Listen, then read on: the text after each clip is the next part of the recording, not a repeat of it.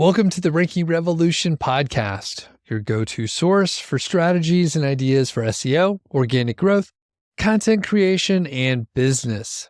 I'm your host, Doug Cunnington. This episode is part 2 of my conversation with Ricky Kesler. And we talk about content sites, we talk about using AI, we talk about how AI impacts content sites and the Google Helpful Content Update, and what we think of just really dealing with algorithm updates in general, which is challenging. If you missed part 1, I will quickly recap the disclaimer. We recorded this episode back in February of 2024. So it was before the March core update / spam update and all the de-indexing that went on. So keep that in mind. At the time that we recorded it, we didn't know the March update was going to come out. So we're just going to jump right into it. And I appreciate you checking out this episode. And let's hear from Ricky Kesler of Income School. From what I've seen, helpful content seemed to devastate. I gave a couple of specific numbers and stuff. People in this sort of niche site, affiliate site space, people that we have in our circles, Ricky. Yeah. Do you think these updates have been good? You said, I think Google is trying to get searchers where they want. What's your opinion of these recent updates? I think to some extent, I think the SERPs aren't I try to make the assumption that Google's trying to have a good product and get the product to do what we as users want it to do, which is help us find good content for the content we're looking for, right? So I make that general assumption. But I don't assume that companies are all totally altruistic either. I mean, I just think that Google's going to make the most money overall if they continue to have a product that everybody thinks is the best. And I think that if that's the case, I don't think the SERPs right now look quite how Google wants them to look. So I don't think these updates have been totally good or totally in the right direction. I think they've been attempts to move in that direction, but that there's a lot of good content that's been caught up in it. And part of it could just be because of some of the things we talked about. You get these niche sites that have maybe been around for, maybe somebody's been working really hard for a year and a half, 2 years, maybe even longer. And they were making $20,000 a month or so. But, I know a lot of people who were like, I was making $4,000-5,000 a month, and now I'm down under 1,000, and I'm losing out in the SERPs to garbage content, And so is that just because there's garbage content but it's being created by people that know what they're doing, and so they check all the right on-page SEO boxes and they build a bunch of links? It's hard to say for sure, but I don't think that where we're at now is where we should be in the SERPs, or where hopefully Google even wants us to be. I just think it's their attempt to move in the right direction. But there's some really good content I know of that it's gotten caught up in this. And I think it's Google trying to weed out a lot of not good content, not helpful and not accurate content. And we're going to come to it in a second. We're going to talk AI content. We're going to talk AI stuff as well. Yeah. But before we get to that, these updates I don't think they're that great either. You're very diplomatic. It's the project manager coming out in you. I think the updates were kind of crappy. I've searched for a couple things and I end up on a Reddit thread with a couple jokers out there that don't know what they're talking about. And I'm like, this is not what I'm looking for. This is not what I'm looking for at all. And I think a lot of people face that frustration. I mean, forums and or user generated content can provide a good conversation sometimes, right? But if you want the short answer, no guarantee. It's probably not it. And then as marketers and SEOs, they go in and ruin stuff. So soon I'm going to have someone on who does Reddit affiliate marketing and Reddit marketing in general, so that we understand, because it's the same seedy underbelly of any make money online type industry. So all that to say, you do have Project 24 community membership. It's a series of courses teach you all kinds of stuff, right?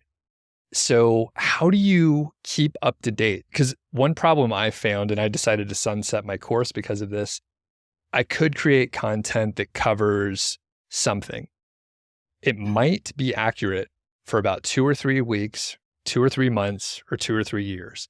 And I don't want to be in the game of like chasing my tail, potentially giving advice that will not be accurate. It will not be helpful. And we got to go clean it up. And then I just told, 40 people, 400 people, whatever, what to do. And now we have to clean up the mess.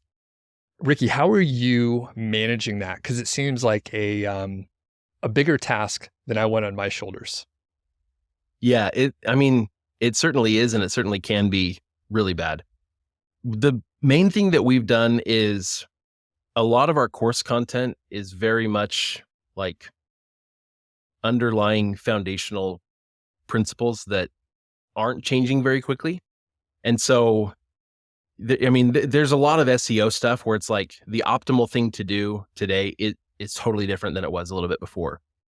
But there's a huge component of content creation that hasn't changed that much. And so to give some examples, like creating content that's relevant to search queries, to specific search queries. You get someone who's new to content creation online, whether it's a business owner or an individual creating a niche website about a hobby of theirs. The first thing that they always do, and I did the same thing when I started my first blog, they jump in and they start writing articles about all the stuff that's in their mind that they just want to get out there into the world. And they write it in a way that it's not tailored to any question that anyone's typing into Google at all. And it's like, okay, well, we can fix that problem and that's going to make it better, right? So we're going to create content that's tailored to search queries. One of the things that we had to update in our course, and actually I feel like I need a bigger update.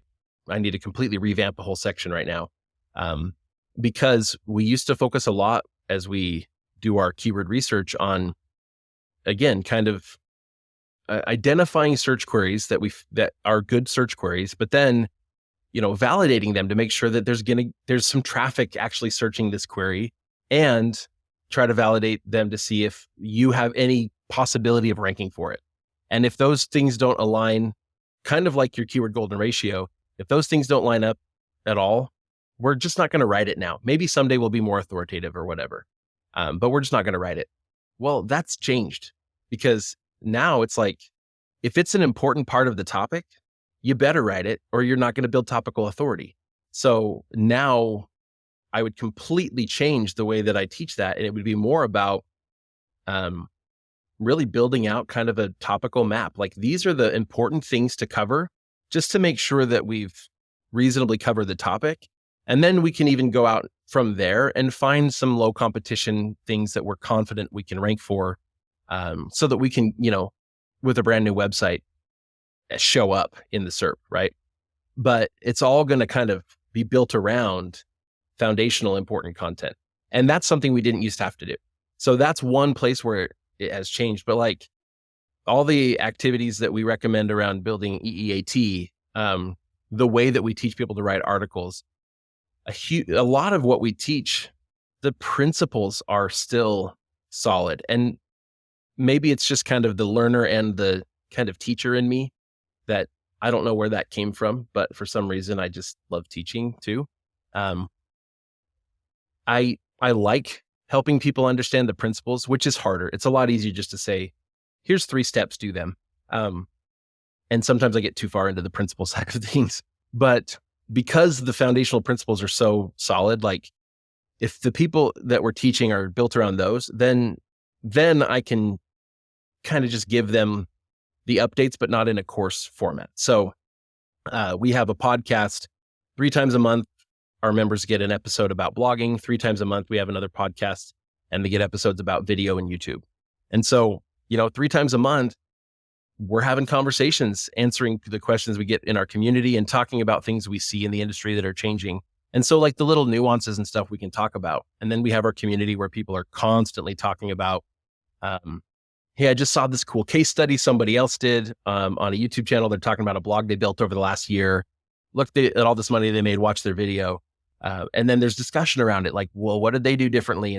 And so there's a lot of kind of that user generated discussion constantly happening on top of what we share. And then we do like mastermind kind of live calls several times, a few times a week, where different groups are getting together and all of our members are welcome, and they can just come and have a discussion, ask their questions, usually around a specific topic. So when we identify a need or an opportunity, we can disseminate the specifics, but then the course content, it's like we have an affiliate marketing course within all of our courses, and it really focuses more on strategy. And then there are specific like how-tos, but it's more like, here's how to make a deep link on,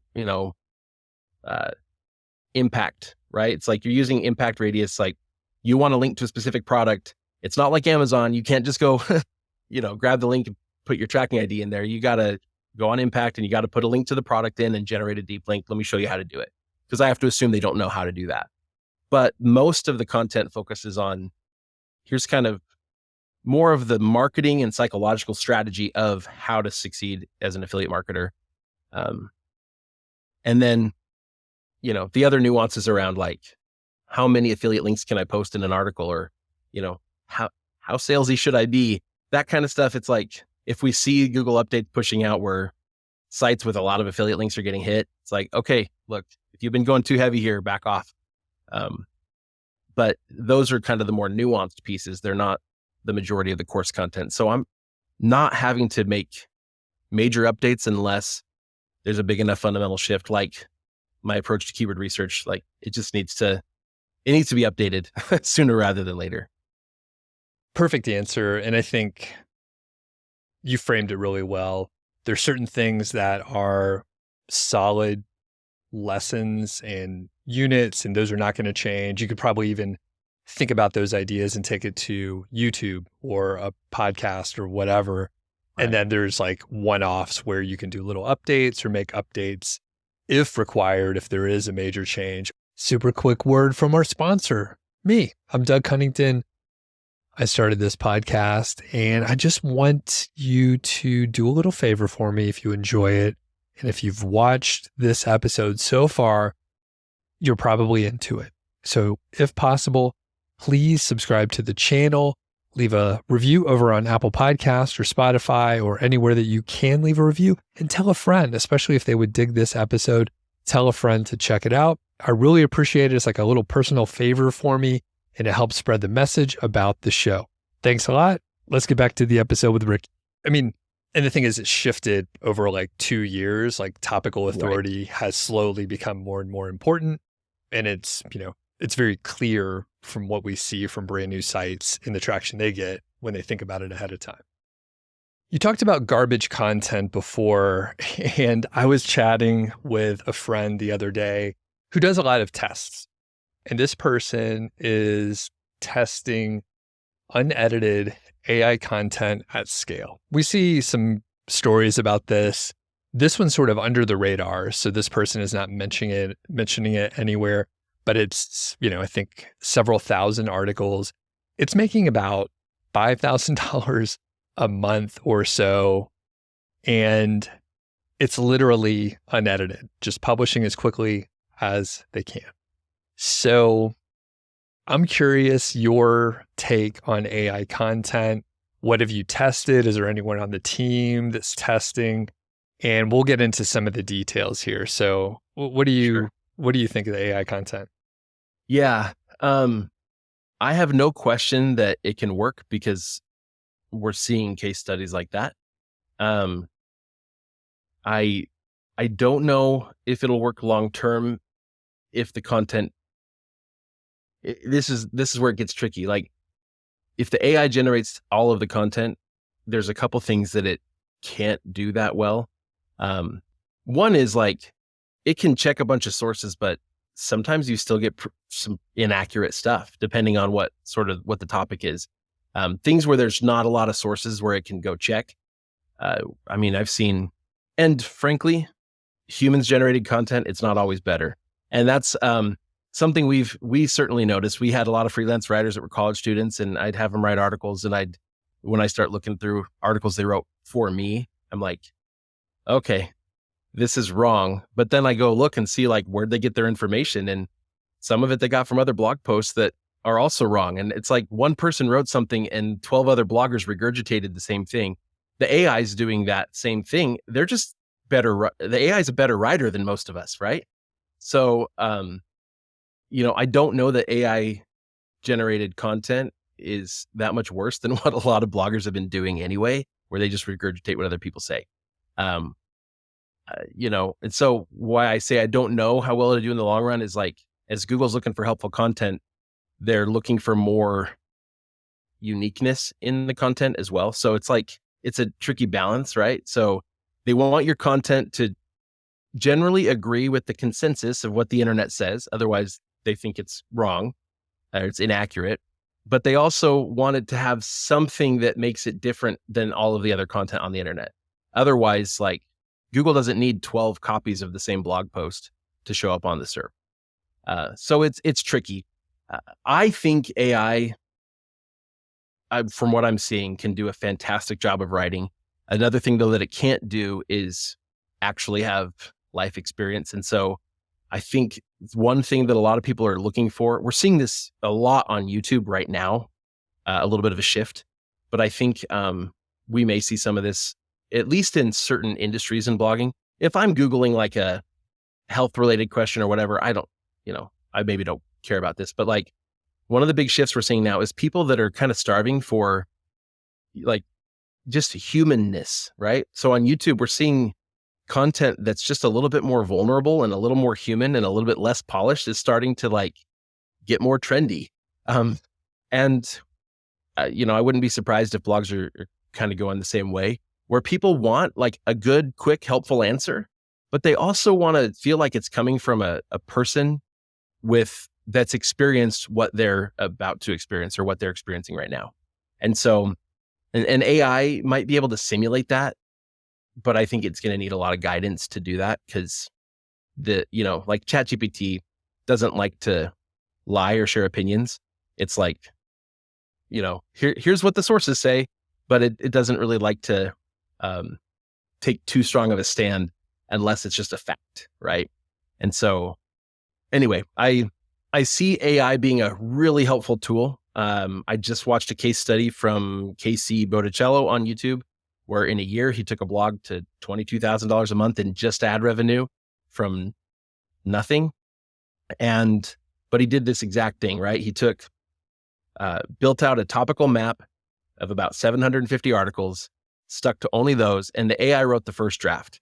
But then he heavily edited them because it was a topic he personally knew a lot about. And he spent between 2 and 4 hours per article editing them. And it's worked really, really well for him.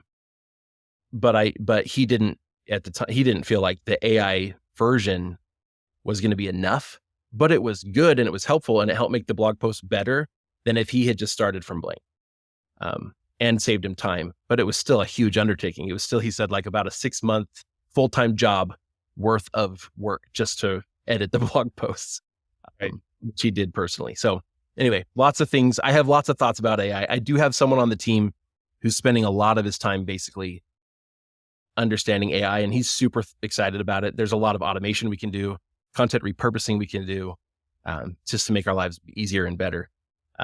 But I'm personally not going to rely on AI to completely generate something from nothing. I'm definitely either going to steer it closely, or I'm going to make sure I at least add in my own flavor to it afterwards. Good answer. I think, for the work that you and I do, Ricky, personally, it's a great tool to repurpose content, pull the transcript from this interview, right? I could turn it into blog post and it's our own words. So it will have the quirkiness, it'll have your specific stories, and it's a great tool for that. And I haven't really published much. Actually, I haven't played with it, just like you're saying, as far as like publishing fresh content to see what'll happen. Because I really don't think it'll be a long-term the barrier to entry is too low. So it'll just be saturated. Yeah. Like by definition, like Yeah. at some point it's not going to work because like that is the least common denominator. Mm-hmm. Okay. Totally agree. So so you're not in the weeds too much with AI. Well, I'm curious, you personally, are you using it for script research or someone on your team? I don't know your workflow over there, but like, Right. are you personally using like Gemini or ChatGPT or Claude or what? Yeah, I'm using it a fair amount for especially for helping generate ideas, or it's like I have this concept for a video, I have these points I want to make, but like it's missing something, or sometimes I'll use it to I've been playing around creating some custom GPTs in ChatGPT where I basically sort of steer it to do certain things. So I have one that is literally like its job is to write YouTube video titles. And I've even specified like, don't give me suggestions that are too long, like don't, and I like, here's kind of the tone that I go for. And then I always ask for several examples, and then it'll give me a bunch, and I'll usually use those as a starting point. Sometimes I'll even combine a couple of them because they have elements that like I wouldn't have personally thought to include in the title, but I'm like, yeah, that's a good title. And just things like that where, the creative bandwidth as content creators, like, this, like you only have so much bandwidth in your brain every day, and we're constantly creating content. And so having something that can help get us over that hump from nothing to a decent starting point. It's like that initial brainstorming where it's like, well, we're going to have to get 8 people in a room to have a brainstorm session so that we can come out with a few good ideas that we can build on later. Well, now the AI can do a lot of that for us.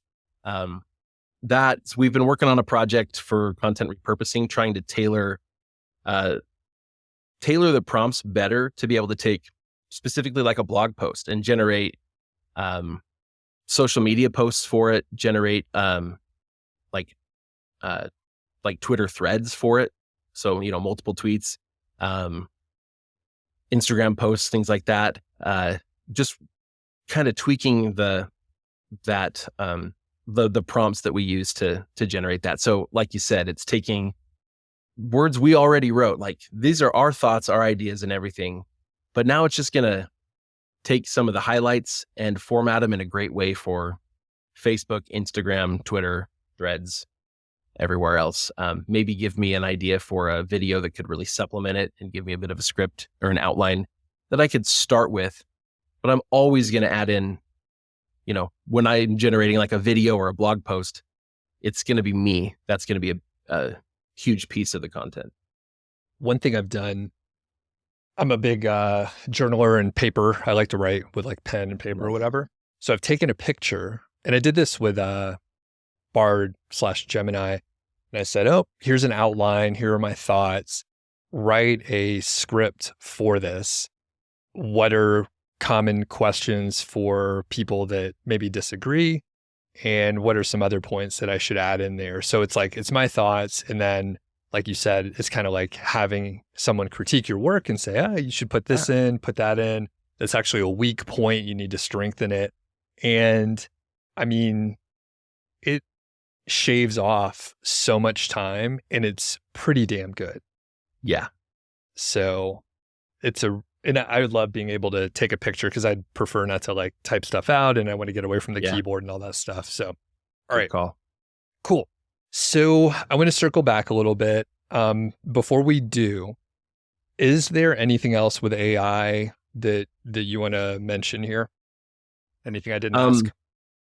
The only other thing that just you ask, the things that we're doing with it, and just I had another thought after I finished talking, which is one of the places we're going is we're letting, whether it's ChatGPT, honestly, we'll often use several different LLMs because we'll use HARPA that can pull in different ones.